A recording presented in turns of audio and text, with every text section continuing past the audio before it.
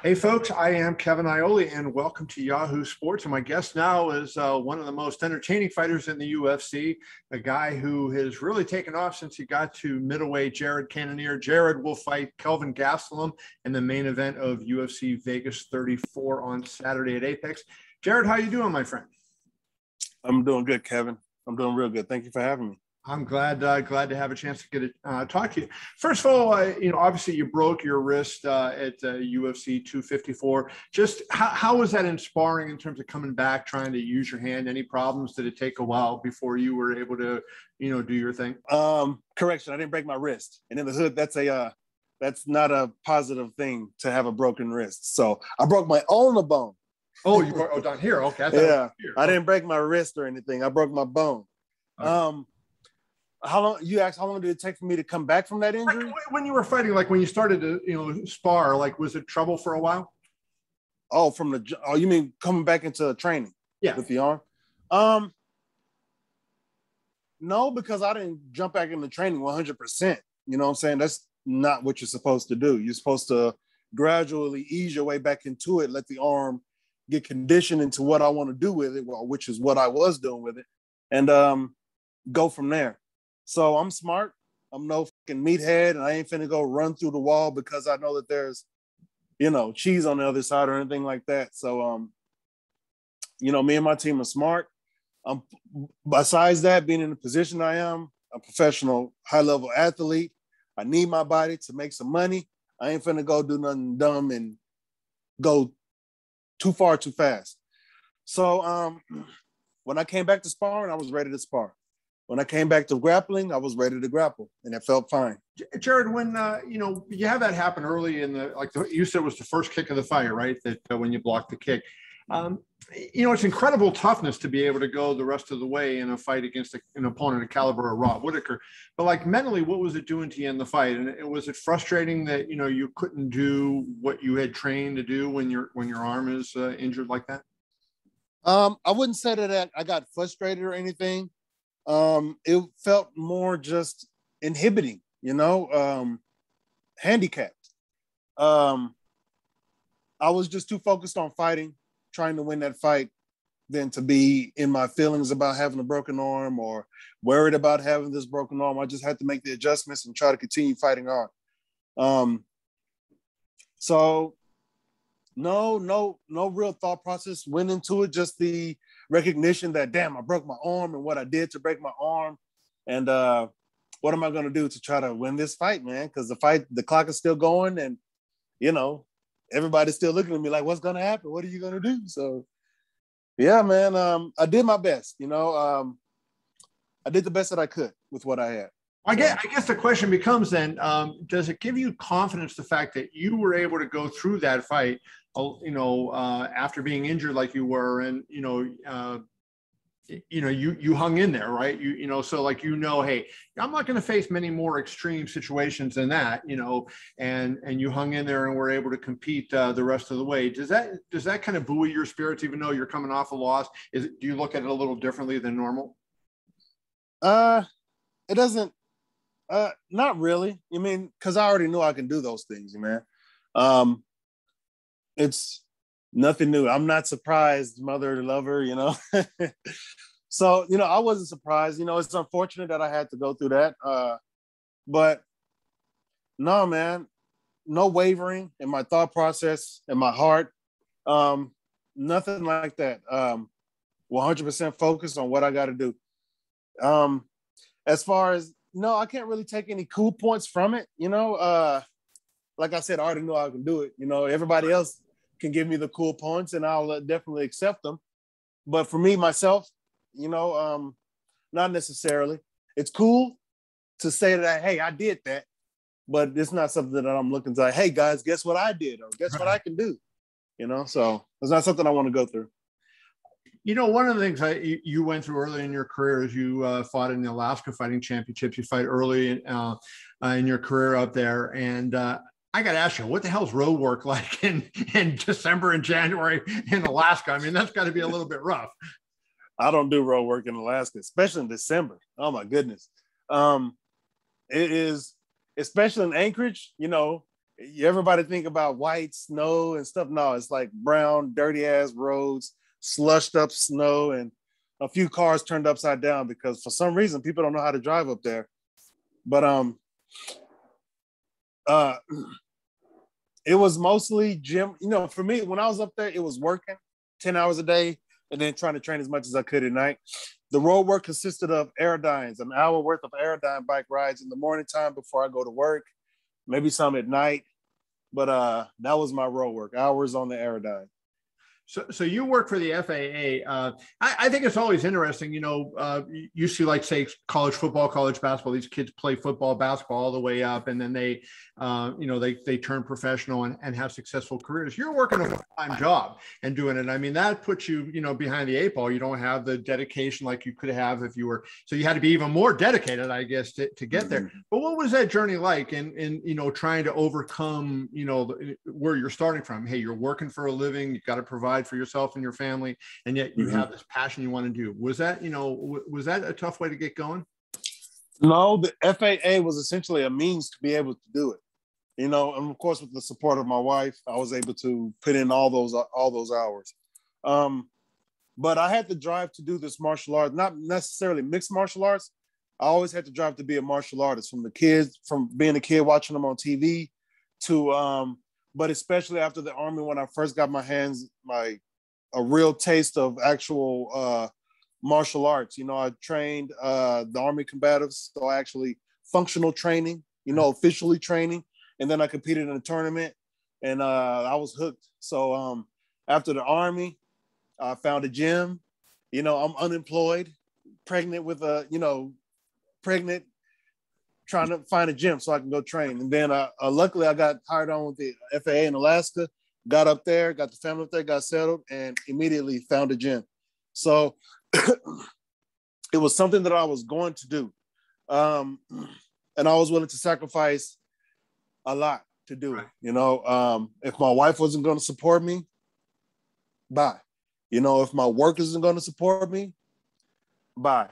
And the work supported me, but now I'm at the point to where I can support myself by doing this, and I don't need to, you know, contribute to somebody else's pockets, the federal government's pockets to be, or aviation,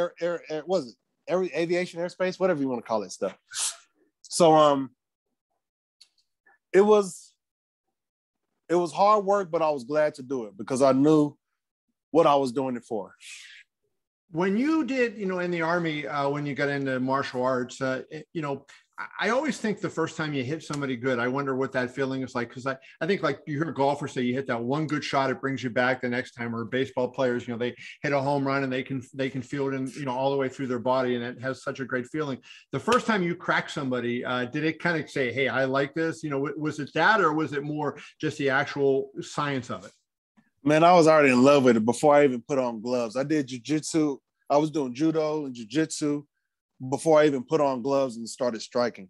Of course, you know, as a kid, my daddy had a heavy bag of some gloves, and me and my brothers would throw them on and play around. But as an adult, that feeling came with jiu-jitsu, I would say. One, me being able to physically impose myself on somebody, you know, in the manner that we do in jiu-jitsu was awesome. Somebody imposing themselves on me was illuminating, if you will. And then once I did it with a wrestler, it was further illuminating because guys knows what that pressure is when you're dealing with wrestlers. Yeah. But it was illuminating dealing with that opposition.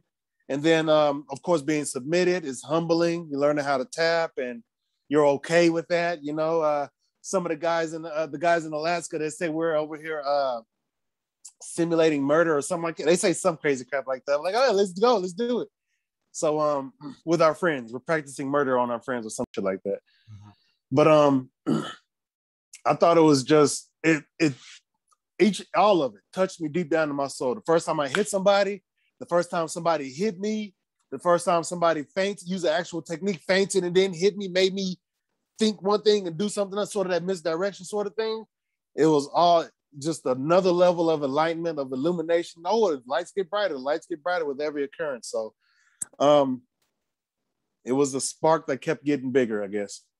as you've gotten in the UFC, you made the unusual move down 2 different weight classes, but you've also gotten better as you've gone up. And I saw a comment you said, I think it was after your win over Jack Hermanson, I'm not winning because I'm in a lower weight class. I'm winning because I'm getting better. Do you feel like if you had stayed at either light heavyweight or heavyweight, given your progression in terms of training and that you got physically better, that you would have had success at those classes?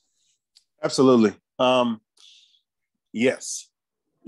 So and I'm not the only one who will say that. The UFC will say that too, because my second fight at was a light heavyweight, was a fight against Glover Teixeira, who was ranked number 3 at the time, right, and is back at the top of the division and about ready to challenge for a title again.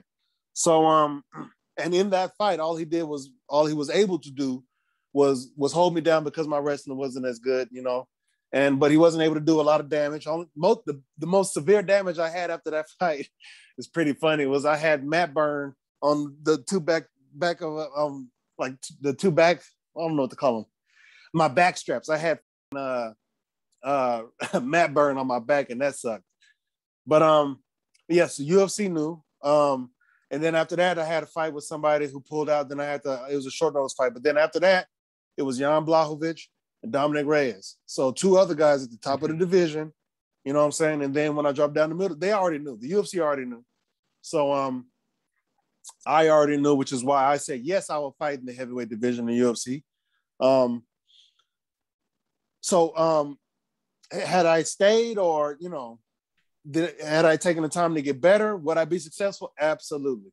I feel like I'm one of the best fighters in the world. At whatever weight class, even as a middleweight, I feel like I can knock out the heavyweights. So there it is. They can do it to me as well. So that's the fight game.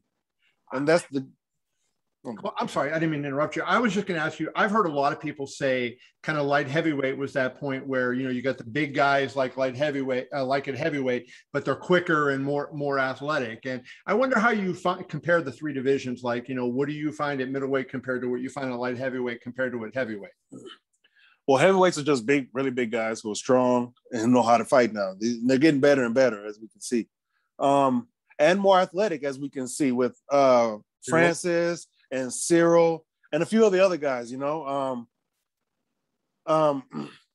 so those are those guys. They're just big and they're just big. Light heavyweights are like heavyweights who cut weight. So they're naturally going to be a little bit smaller and a little bit more athletic, but the energy is slightly different. The tempo is slightly different, maybe a clip faster at light heavyweight. But the danger, I feel, is slightly the same. Of course, those guys have way more power. Yeah, I guess it's a big difference. Those guys throw with a lot more power. But at middleweight, these guys are how can I explain it? These guys are more, they're like big ninjas, if you will. Big ninjas. So we're athletic. We're nimble. We have high level skill sets at all in most of the martial arts that we employ. I know they call the heavyweight champ the baddest man on the planet, but I think middleweights and welterweights are the most well-rounded fighters in the UFC, in the world. At Yahoo Sports is the #1 pound for pound fighter in the world. So, the welterweight champ. So, that, and John Jones was, and but he hasn't fought in a long time. So now John Jones is a different story, man. That guy is the GOAT. So, I want to see that man in heavyweight. That's what we got to see. So pay that region. Everything he has like that. Great. Yeah, man. Pay that man his $10,000, so I can get next and get my 10 too. Let's get him in there. Hey, let's just very briefly touch on the fight with Kelvin Gastelum. 10 million. 10 million, not 10,000. 10 million. Yeah, no, sorry. He wasn't going to fight for 10 grand. No. Kelvin Gastelum fight, interesting fight. He went toe-to-toe with Adesanya. I would feel like you're a more powerful striker than Adesanya is, and maybe not as elusive as Adesanya, but certainly a more powerful striker. You got to think he's going to maybe try to take you down, but your takedown defense is pretty good there. It's even better now. So, Not only is I mean, we're all talking about my takedown fist, but if you take me down, what the fuck are you guys gonna do? You know, Glover couldn't do anything for 3 rounds. Jan Blachowicz couldn't do anything when he got me down. So, I mean, y'all can try. Even Whitaker, when he got me down after he kicked me in the head, he had me down on the ground. I got one arm. You know what I'm saying? What could he do? Nothing but wait until I got up. So, I mean, you guys can try to wrestle if you want, but my hips are getting stronger.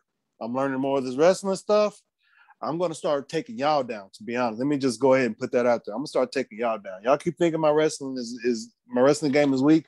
I mean, I train at the lab. We got some of the best wrestlers on the mats everywhere, on the mats, not just in the lab, but the lab mats in anywhere, you know, unless Khabib is on the mat. I give that man his flowers.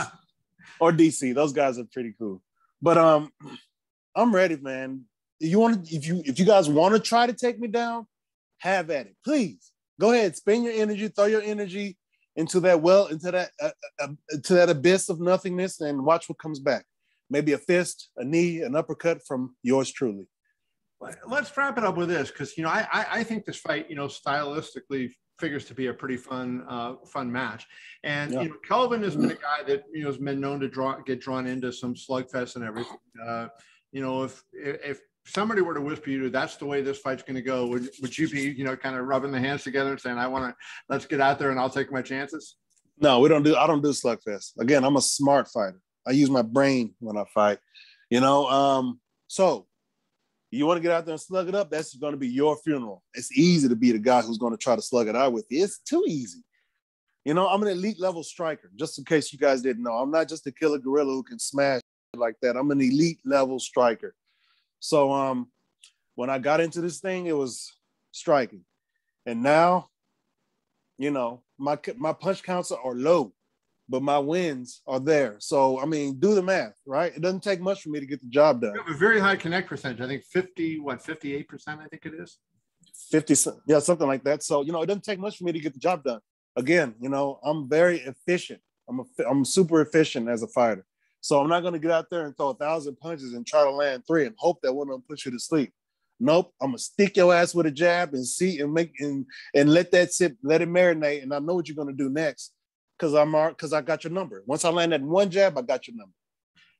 Lastly, it's probably not fair to Kelvin, but I'll say this anyways. He's a guy moving up from welterweight. You're a guy that came down from heavyweight. So just physically, you would seem like the bigger, stronger guy in there, just because of where you've been. Is that a factor at all, size? I mean, is physicality and size an issue? It definitely is an issue, which is one of the reasons why I dropped down to middleweight in the first place. Those guys are all bigger than me, taller than me, longer than me. I wasn't a natural Let me just put this out there again. Everybody keeps going back to he was a heavyweight. He was a light heavyweight. Yeah. Oops, sorry. That's okay. We got you. Yes, I fought at heavyweight, but that didn't make me I was a heavyweight. Right. Those might as well have been catchweight bouts, but the numbers, were there. But anyway, I'm not a natural heavyweight. And you see me when I fought in Croatia. You look at me and those other 7 heavyweights that fought on the card with me. You can anybody with half a brain will say, yeah, he's not a natural heavyweight. Right. And anybody with 3/4 of a brain will say maybe he's not that natural light heavyweight either. Look, these guys are all bigger and taller than him. So middleweight is my natural weight class. I just started in the UFC earlier because I'm that good, to be honest. Now with Kevin coming up, yeah, I mean that could factor. But he's been here for the longest, and he's fought big guys. He's fought Weidman, who's big. He fought Adesanya, who's, of course, is tall. And he just fought Whitaker, who I felt when I fought him, man, this guy seems bigger than me for some reason.